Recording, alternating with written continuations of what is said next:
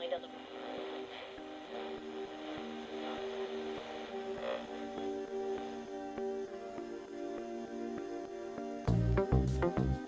Olá a todos e todas, bem-vindos ao IEDC, ao podcast do IEDC, Instituto Eduardo Corrêa. Esse é um espaço criado para trocar ideias e visões sobre ciências criminais, filosofia do direito e direito constitucional. Eu sou o Rafael de Souza Lira, atualmente diretor do IEDC, e hoje a gente vai conversar sobre a crise da Ucrânia. Vamos falar aqui um pouco sobre suas causas e efeitos jurídicos. Para isso, eu tenho o prazer aqui de receber uma pessoa muito querida, que é a doutora Silvia Steiner, que faz parte da gestão atual do IEDC.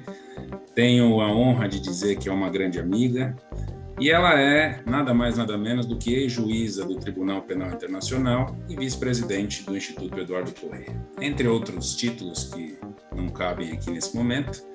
Mas é isso. Também tenho, não menos importante, o professor Gustavo Ferraz de Campos Mônaco, que é professor titular de Direito Internacional na USP, professor doutor no Mackenzie e presidente do Instituto Brasileiro de Direito Internacional Privado. É uma grande honra recebê-los aqui nesse espaço do IEDC. Espero não atrapalhar as discussões. Minha ideia é só fazer uns estímulos iniciais aqui para que a gente consiga começar uma conversa. Então, relacionado ao nosso tema, a gente tem aí um apanhado pequeno histórico, né? Então, assim, a antiga Rússia soviética era formada por vários territórios que hoje são independentes, mantido aí o grande espaço da Rússia, mas a Ucrânia e a Bielorrússia são, vamos dizer assim, separações que a Rússia nunca superou, diria. Então fica aquela relação, né, no meu ponto de vista aqui, aquela relação de relacionamento abusivo em que a Rússia sente saudades e fica ali tentando se aproximar e tem um grande problema em relação a isso. Bielorrússia é um pouco mais fácil, porque tem um governo mais ligado com os interesses russos. Ucrânia, um pouco diferente, né, mais ligado à própria União Europeia, os próprios interesses aí, pensamentos ocidentais. Isso tem gerado um grande problema. Acho que o professor Gustavo e a professora Silvia vão falar um pouco mais sobre a parte interna, as questões que envolvem ali essa crise que está passando. Mas essa é um problema que eu acho muito importante de ser discutido. Então, eu gostaria de saber do professor Gustavo, que já me pediu para não chamá-lo de professor, eu tenho dificuldade em relação a isso, mas vou tentar cumprir esse acordo. Eu queria saber se essas raízes que unem e desunem, esses três países, de alguma forma podem sustentar aí essas tensões atuais, enfim. Agradeço mais uma vez e passo a palavra, Gustavo. Obrigado, Rafael. Eu queria, antes de mais nada, cumprimentar a Silvia, cumprimentar os nossos ouvintes, cumprimentar a diretoria do Instituto Eduardo Corrêa, dizer que é uma alegria muito grande estar aqui com vocês. Eu queria, aproveitando o seu gancho, lembrar aqui que a população russa, pelo menos na sua porção mais ocidental, a população bielorrussa e a população ucraniana, elas têm uma origem comum, né? São um mesmo povo, o povo russo, e que mantém, então, alguns vínculos muito antigos de pertencimento cultural a uma forma de estar no mundo. A gente pode lembrar dois outros grandes exemplos aqui, de povos que têm essa mesma origem e que carregam algumas dificuldades até o século atual. Estou pensando, por exemplo, na relação entre portugueses e espanhóis, que já passaram pela União Ibérica, que tiveram muitas guerras, muitas disputas e que hoje vivem tranquila e pacificamente dentro da ideia de que cada um tem o seu espaço soberano e exerce a sua soberania com igualdade, sem interferência de um em relação ao outro. Um segundo exemplo que me ocorreu agora, enquanto eu estava começando a falar, é a origem comum entre israelenses e palestinos, não? Que as Sagradas Escrituras nos trazem e que ainda carregam muitas das dificuldades que são narradas nos textos bíblicos. E aí, voltando para a Ucrânia e a relação com a Rússia, o que me parece que está na base, na origem disso tudo, e depois queria ver se a Silvia concorda ou se ela tem uma outra visão a esse respeito, é que os russos, como eles sempre foram muito mais potentes do ponto de vista econômico, militar, político, etc., eles tratam a Ucrânia ainda hoje como se fosse o quintal de casa, como se fosse um território subordinado ao poder do Estado russo. Como você mesmo colocou, vinculados talvez ainda à ideia mais recente da União Soviética. Mas tem um problema de fundo aqui, porque no âmbito das relações internacionais, reguladas pelo direito internacional, são Estados soberanos. Ser Estado soberano significa que, pelo menos do ponto de vista jurídico formal, eles são iguais. E se eles são iguais, as relações são de coordenação e não de subordinação. E é essa dificuldade cultural de entender a separação e respeitar essa separação que leva a essa tensão, claro que temperada por uma visão muito ocidental, sobretudo da parte dos Estados Unidos, de que essa separação entre Ucrânia e Rússia deveria ser uma separação como, por exemplo, os Estados Unidos mantêm com o Canadá. E que, na prática das relações, e agora mais para o campo das relações internacionais do que do direito propriamente, na prática das relações assimétricas entre os russos e os ucranianos, acaba gerando um problema para os ucranianos.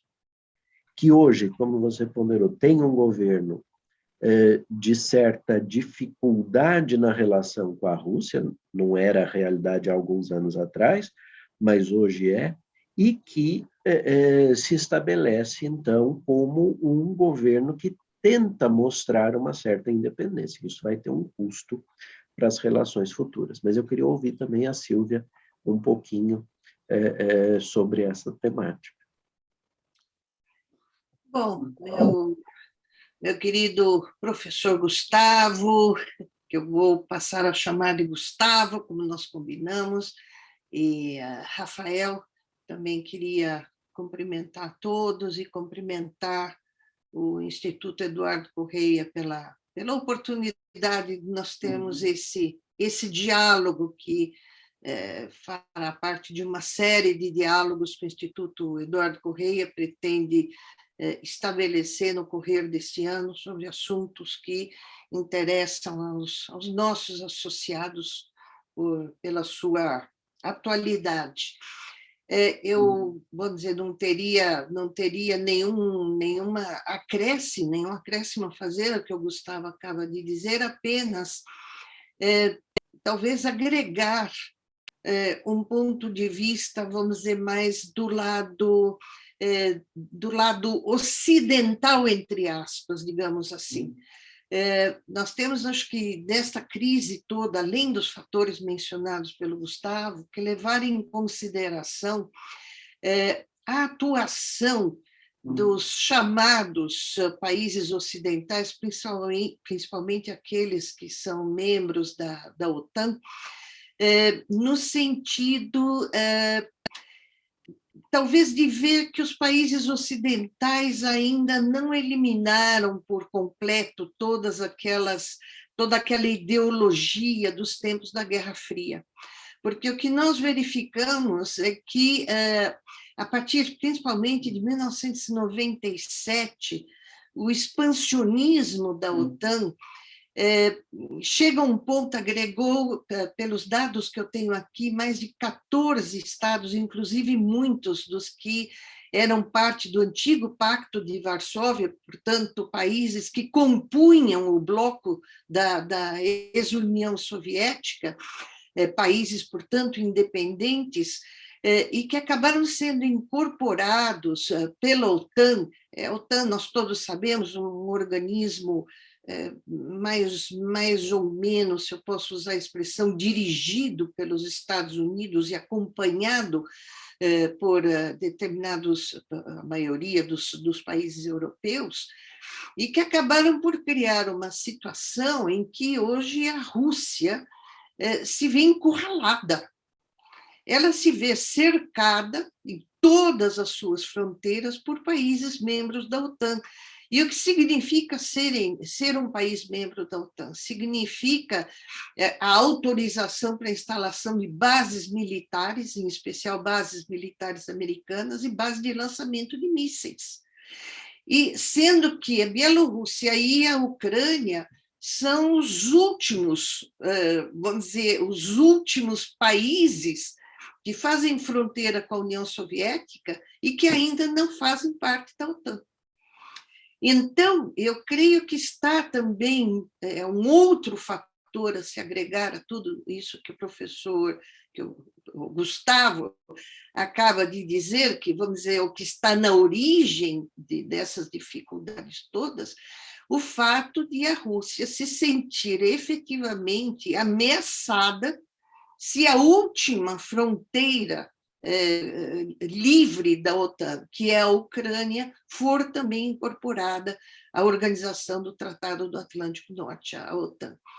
Então, eu acho que apesar do direito internacional hoje em dia não admitir, vamos dizer, a figura da chamada legítima defesa preventiva, mas dentro da ideia do extinto bloco soviético, essa ideia de legítima defesa preventiva, eu não estou aqui exercendo um juízo de valor, mas apenas uma constatação da importância para a Rússia de que a Ucrânia não seja absorvida pela OTAN. Eu li agora, há pouco tempo atrás, um artigo muito interessante de um professor da Universidade de Buenos Aires, depois eu vou mencionar o nome, eu não tenho aqui em mãos, professor Atílio Boron, da Universidade de Buenos Aires, em que dá assim como exemplo se a Rússia decidisse instalar bases militares em todos os países latino-americanos em volta do Brasil, a partir da América Central e também na Bolívia, no Paraguai, na Argentina, no Uruguai, no Peru. Como o Brasil se sentiria se fosse cercado de bases militares russas que tivessem capacidade, por exemplo, de enviar mísseis que atingissem o território brasileiro em questão de 5 minutos, de 10 minutos, e, portanto, impedindo qualquer ação de contra-ataque. Então, em termos assim muito simples, é lógico que a problemática é muito mais complexa e mais profunda, mas em termos assim, para tornar mais fácil a compreensão, eu vejo, não que eu veja razões para nenhuma ameaça à soberania de nenhum Estado, muito menos da Rússia sobre a Ucrânia, mas eu entendo a preocupação também do governo russo na medida em que se vê cada vez mais encurralado por atos que poderiam até ser considerados de uma verdadeira, um expansionismo agressivo por parte dos órgãos da OTAN. Eu não sei, Gustavo, você é o especialista na matéria, se esta visão ela é compreensível, ela é sustentável, ou se ela é fruto, talvez, talvez um mecanismo de paranoia por parte do governo russo, que nós todos sabemos tem uma tendência ainda imperialista, talvez sinta saudades do tempo em que dominava metade do mundo, não há dúvida disso, mas eu acho que também não é muito diferente do anseio expansionista dos países que hoje fazem parte da OTAN. Gustavo, só para dar uma apimentada, Sim. Me desculpa aqui atrapalhar, mas assim, como é que a gente resolve com o direito internacional esse tipo de problema, né? Porque aqui a gente tem uma situação que mistura tanto essa questão, né, da Rússia sentir saudade do seu território, aí daí a brincadeira de ser uma relação tóxica entre ex-namorados, mas assim, também tem a questão, acho que a Silvia tocou num ponto muito importante, que é a preocupação da Rússia de ser atacada ali, de ficar encurralada, mas, ao mesmo tempo, tem essa que foi mencionada por você, de que ela não respeita a Ucrânia como um Estado independente, e que mais fica ali tratando como se fosse, olha, você ainda continua sendo minha defesa para Moscou ficar longe do ataque do Ocidente. Então, assim, como é que a gente resolve isso? Se é que é possível, né? Espero que seja. Vamos lá. Eu queria só começar por uma palavrinha que a Silvia usou quase no finalzinho. Ela falou paranoia dos russos, né? Tem alguns analistas da área de relações internacionais que pegam muito nesse ponto, dizendo isso é saudosismo do Putin, é a formação dele como ex-agente da KGB. Eu não acho que seja nada disso. Acho que é reduzir demais essa análise. Acho que a Silvia tem razão em muitos dos pontos que ela colocou, e que explicam, de fato, um fundado receio da presença da OTAN muito próximo das suas fronteiras. Vamos lá. Sem história e sem geografia, a gente não consegue trabalhar o direito internacional muito bem. Eu gosto sempre de dizer isso para os meus alunos da graduação. Tem que saber um pouco de história, não tem como não conhecer o mapa mundi, tem que ter uma visão um pouco mais aberta das questões. Agora, a gente precisa lembrar que a Ucrânia foi o que protegeu a Rússia nas duas guerras mundiais, né? É um longo território que os europeus tiveram que, de alguma forma, enfrentar. Aliás, desde a invasão, a tentativa de invasão por Napoleão, isso já era uma verdade, né?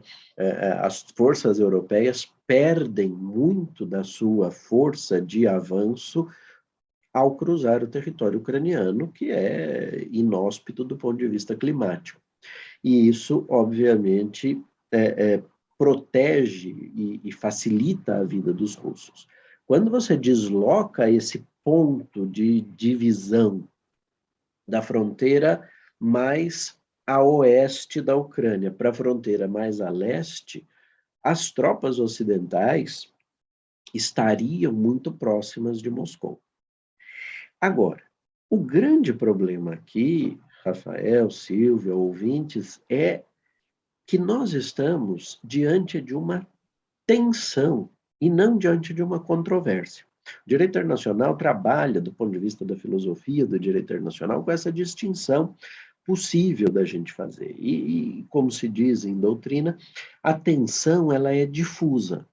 Você percebe que tem um clima complicado. Rafael brincou a relação dos ex-namorados. É quando você chega em casa assim, e seu companheiro, sua companheira, sua esposa, seu marido, olha para você com aquela cara fechada, você fala, opa, o que eu fiz de errado dessa vez? Essa tensão que está sendo vivida ali por aquele casal é a tensão que está, nesse momento, contrapondo o Ocidente e a Rússia, sobretudo. Mas não só a Rússia, tem outros interesses aí presentes.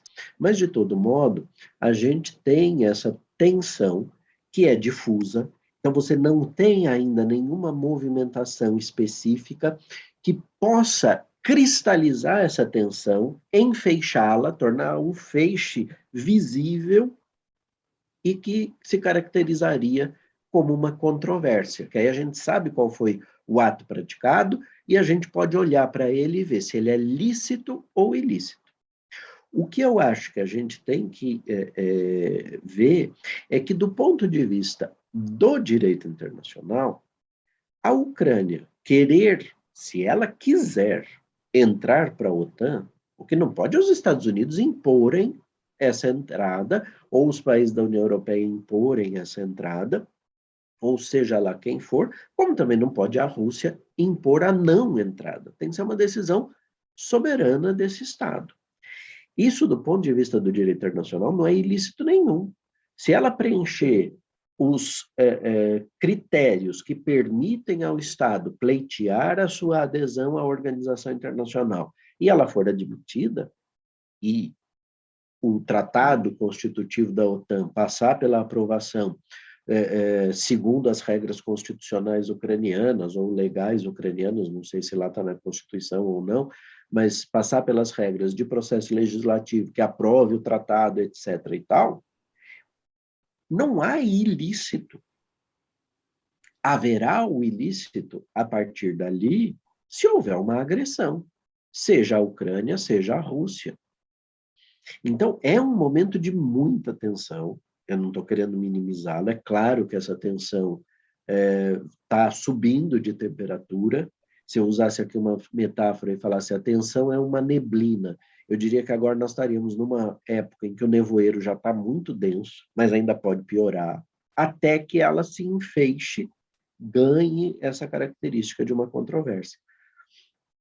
Agora, do ponto de vista jurídico internacional, há uma liberdade do Estado, de todos os Estados, de decidirem se querem entrar ou não querem entrar em organizações internacionais, pagando eventual preço por isso. O Reino Unido decidiu sair da União Europeia, que é uma organização internacional. Está pagando algum preço por isso. Pode ver algumas vantagens no processo, mas também há muitas desvantagens. Como entrar em organizações, sejam elas quais forem, trarão muitas vezes vantagens e algumas vezes desvantagens. É que a natureza da OTAN, por ser uma organização de caráter militar, em certa medida até anacrônica, se a gente parar para pensar, porque ela, fazia algum sentido numa lógica da Guerra Fria, em que você tinha o Pacto de Varsóvia, como a Silvia lembrou, contrapondo a existência de dois blocos ali, e que sustentou a Guerra Fria por muito tempo, que acabou salvando o mundo, porque se a gente tivesse tido uma guerra naquele momento de verdade, uma guerra quente, nós talvez não estivéssemos mais aqui, e esse aspecto é um aspecto que a gente precisa, de alguma forma, ver o desenvolvimento para entender como é que o direito vai conseguir colocar. Agora, a simples entrada na OTAN, no meu modo de ver, assim, jurídica e formalmente, não é um ilícito. Eu concordo plenamente, Gustavo, no sentido de, vamos dizer, dessa sua colocação de relevar o fato, vamos dizer, da Ucrânia ser um Estado soberano e que, portanto, do ponto de vista jurídico, do ponto de vista formal, tem tanto direito quanto qualquer outro Estado de optar ou não por se juntar a um organismo internacional. Eu apenas, vamos dizer, manifesto a minha preocupação no sentido de, como alguns analistas, eu também não sou da área das relações internacionais, mas dividem a ideia de Estado do ponto de vista formal e de governo. Nós sabemos da fragilidade do governo da Ucrânia. A Ucrânia é um país dividido. Nós temos dentro da Ucrânia, dentro do território da Ucrânia, um número bastante significativo de pessoas e de paramilitares pró-Rússia, e que, vamos dizer, também tem um peso muito grande nas decisões políticas a serem tomadas pela Ucrânia, porque no caso de o governo decidir no uso dos seus poderes constitucionais aderir à OTAN, digamos, como um exemplo, nós poderíamos estar desencadeando uma guerra civil. E aí, dentro da Ucrânia, aí nesse ponto, sim, autorizando, até se for o caso, a União Soviética a intervir, porque é uma guerra civil nas suas fronteiras. Há uma população pró-russa na Ucrânia que é bastante significativa. E nós sabemos que há militares russos dentro da Ucrânia. Então, não é uma decisão política, pura e simplesmente política, como, por exemplo, foi a decisão do Reino Unido de se retirar do bloco europeu, mas uma decisão que pode ter implicações muito sérias. Isso é que eu acho que preocupa muito a comunidade internacional como um todo, porque esta ideia de soberania formal de um Estado em decidir se adere ou não adere, se integra ou não integra uma organização, ela sofre, hoje em dia, do ponto de vista das relações internacionais, algumas, digamos, está aqui também, entre aspas, exceções, principalmente em casos, em nome da busca pela justiça, pela paz, em nome de proteção de direitos humanos. Então, a preocupação é que nós estejamos abrindo as portas para a eclosão efetiva de um conflito armado, de um lado, vamos dizer, os estados da OTAN defendendo a ideia de que a Ucrânia, como Estado soberano, tem direito de decidir por si só se integra ou não o bloco, e, de outro lado, um Estado encurralado, um Estado de origens imperialistas como a Rússia, sentindo-se encurralado, e acaba com o perigo de eclodir uma guerra civil nas suas fronteiras e que pode atingir proporções inimagináveis. Então, eu concordo plenamente com você que a crise é muito mais séria do que uma discussão meramente formal. Nós podemos, de repente, estar à beira de uma situação em que a Rússia se entenda ou se veja numa situação de necessidade de agir por legítima defesa, e daí nós estamos realmente passando pelo risco da eclosão de um conflito armado de proporções inimagináveis no coração da Europa. Sim. E isso pode ter, desculpa te interromper, Silvia, mas isso pode ter muitas consequências. A gente não tem bola de cristal, mas eu ousaria dizer aqui que eu pelo menos acho, que não vai haver a adesão da Ucrânia à OTAN. Acho que o governo não vai ter força para isso. Como você mencionou, é um governo que foi eleito, portanto, supostamente tem uma maioria de apoio popular, mas é muito dividido. E, além disso, há um outro aspecto aqui que a gente precisa ponderar, que é que você mencionou, que é a penetração, de fato, que a Rússia tem no território. Então, a rigor, essa soberania ucraniana é uma soberania até a página 2 só desse livro, né? Porque a partir de um certo momento ou de um certo marco, há uma influência inegável. E o governo, pode ser que a gente se engane, é claro, porque as coisas podem ter consequências inesperadas. Alguma pessoa desavisada pode matar o arquiduque Francisco Ferdinando da vez e desencadear uma guerra.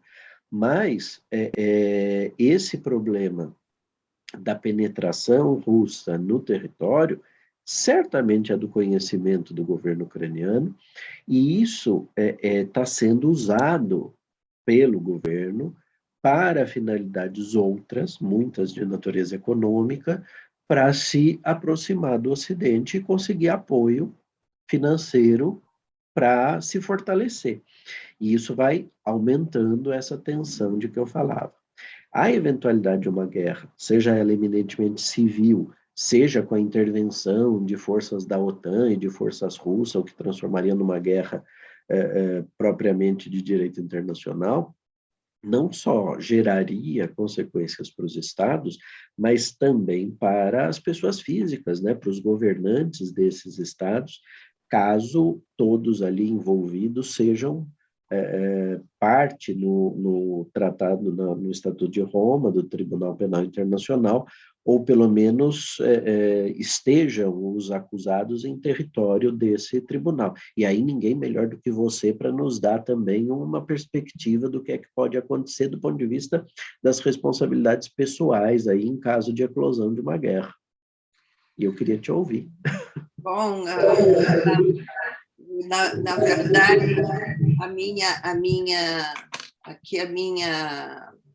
minha resposta em relação a uma eventual responsabilização perante o Tribunal Penal Internacional é muito pouco otimista. A revisão de Kampala, a emenda de Kampala, que introduziu a definição de crime de agressão e regula, vamos dizer, as condições de procedibilidade do Tribunal Penal Internacional, no caso de crime de agressão, ela, em princípio, ela não cobriria nenhuma dessas hipóteses que nós estamos aqui discutindo. Se nós falamos do crime de agressão no sentido de invasão ou qualquer tipo de ataque violento, quer pelo lado da Rússia, quer pelo lado dos países da OTAN, na medida em que nenhum deles é Estado-parte. Os Estados Unidos não são Estados-partes, a Rússia não é um Estado-parte, a França e a Inglaterra ainda não ratificaram a emenda, portanto, não estão sujeitos à jurisdição do tribunal, e a própria Ucrânia não é um Estado-parte. E a emenda do Estatuto de Roma, ela traz uma exceção às regras de competência do tribunal, na medida em que, em geral, são responsáveis os nacionais de um Estado-parte ou que cometeram o crime no território de um Estado-parte. E, em relação à emenda do crime de agressão, ela só contempla a responsabilidade sobre nacionais de Estado-parte. Quer dizer, ainda que a Ucrânia fosse um Estado-parte, o estado do território, nesse caso, não é levado em consideração. O que, no meu modesto entender, eu não entendo nada de diplomacia, e, como eu disse, das relações internacionais, é um absurdo. Nós sabemos que a Ucrânia, apesar de não ser Estado-parte, ela já 2 vezes depositou um pedido de intervenção do Tribunal Penal Internacional, aceitando, portanto, a jurisdição ad hoc do tribunal nas situações que ocorreram em 2013 e 2014, nos conflitos que ocorreram em 2013 e 2014. Mas para o crime de agressão não há possibilidade dessa aceitação ad hoc da competência do tribunal. Então, a não ser na hipótese totalmente improvável do Conselho de Segurança das Nações Unidas remeter a situação da Ucrânia ao tribunal, o tribunal vai simplesmente assistir o que pode ser um conflito armado. A exceção pode ser se nós deixarmos de lado a ideia da responsabilização por agressão e, no caso da eclosão de um conflito armado, aí sim, um conflito armado no território da Ucrânia pode chamar a responsabilidade através do depósito de mais uma declaração de aceitação da jurisdição ad hoc.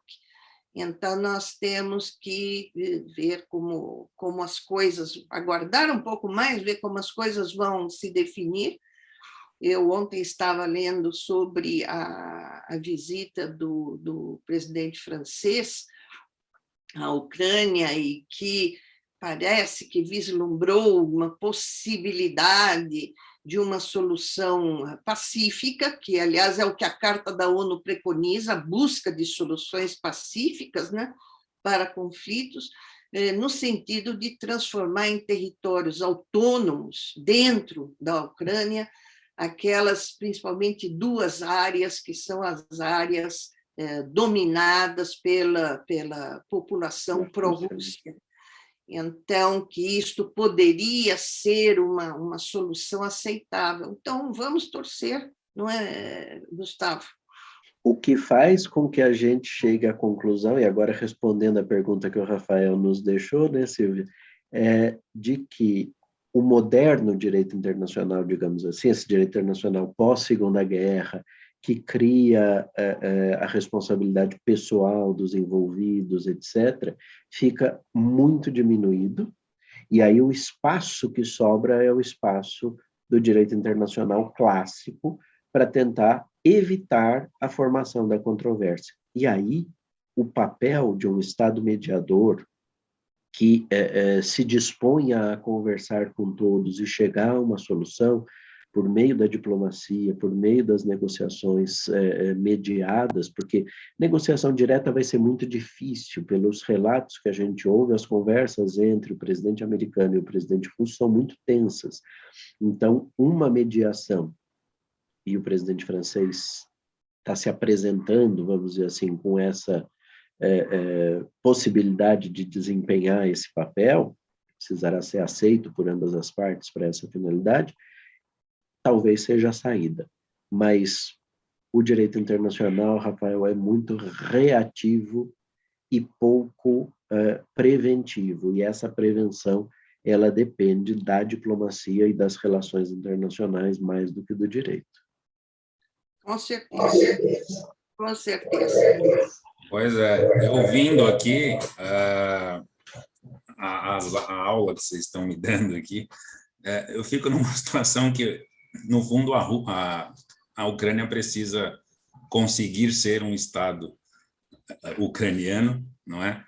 Que ela sim está refém tanto da Rússia quanto dos Estados Unidos, e parece que a briga entre os dois e a Ucrânia é sempre um ponto ali de descanso que eles precisam, um PIX, como se diria na brincadeira de criança, e ela não consegue exercer o seu papel. Então, assim, a gente está agora, infelizmente, caminhando para o final do programa.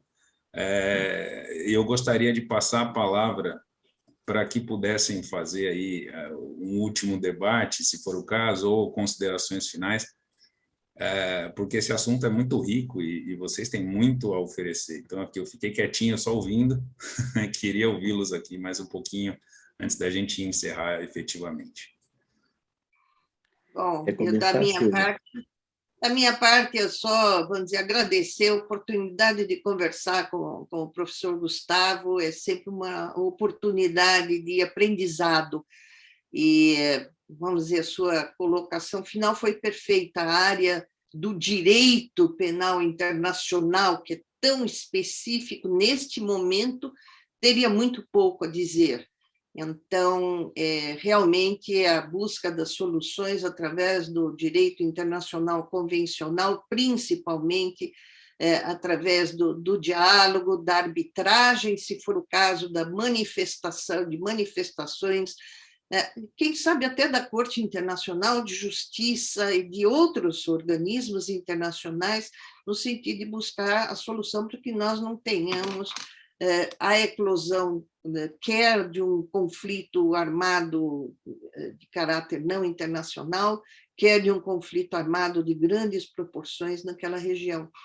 Então, espero que nós tenhamos oportunidade, Gustavo e Rafael, de acompanhar e, quem sabe, voltarmos daqui a algum tempo para discutir a evolução, que é um tema, vamos dizer, do momento e que está evoluindo a cada dia, e, quem sabe, nós tenhamos oportunidade de voltar aqui para continuar com essa conversa, que, para mim, foi bastante elucidativa.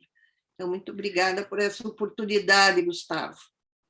Eu que agradeço imensamente o convite, a oportunidade de discutir com a Sílvia, conversar com ela, e com o Rafael foi muito, muito produtiva, de fato.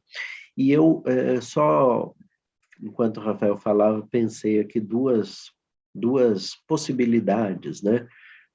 Uma delas é nós conseguirmos, e essa seria a menos traumática de todas, me parece, a gente conseguir evoluir nessa linha do que Emmanuel Macron tem apresentado e dar um grau de autonomia governativa para essas regiões que sofrem forte influência dos russos. A espécie, por exemplo, do que acontece na Catalunha, na Espanha, com o governo autônomo, um certo grau de autonomia normativa, etc. Um outro caminho, que aí eu já acho que seria um pouco mais traumático, mas que tem que ser considerado e colocado à mesa, seria eventualmente, lá na frente, isso evoluir para uma cisão da Ucrânia, uma Ucrânia de leste e Ucrânia do oeste, como ou oriental e ocidental, como aconteceu com o Sudão e a criação do Sudão do Sul. É um pouco mais traumático, claro, mas que eventualmente pode ser uma saída também para evitar a criação de uma controvérsia mais concreta entre os envolvidos. Enfim, são possibilidades e eu acho que o que é importante é que, sobretudo, seja dada a chance dos ucranianos com os russos, com os países da OTAN, chegarem a um acordo que seja, se for possível assim, bom para todos eles, porque é isso que a diplomacia procura resolver e apresentar como possibilidades. Então, eu queria agradecer mais uma vez a oportunidade e dizer que, na evolução desse assunto para um lado ou para o outro, espero que nós estejamos juntos novamente numa segunda rodada desse podcast. Olha, eu vou aproveitar aqui que ambos... Opa, o áudio deu um probleminha aqui. Vou aproveitar aqui que ambos estão dispostos a repetir. Vou deixar isso na agenda aqui dos nossos podcasts para aproveitar isso mais para frente. Acredito, pelo menos espero que a gente tenha notícias melhores, né? Que a diplomacia consiga, de fato, resolver. Não seja necessário voltarmos aí ao tempo em que precisava resolver as coisas de forma violenta. E é isso. Eu gostaria muitíssimo, em nome aqui do IEDC, de sua diretoria, agradecer pela participação, pela doação do tempo aqui, tanto do Gustavo quanto da Sílvia. Acho que os nossos ouvintes vão ficar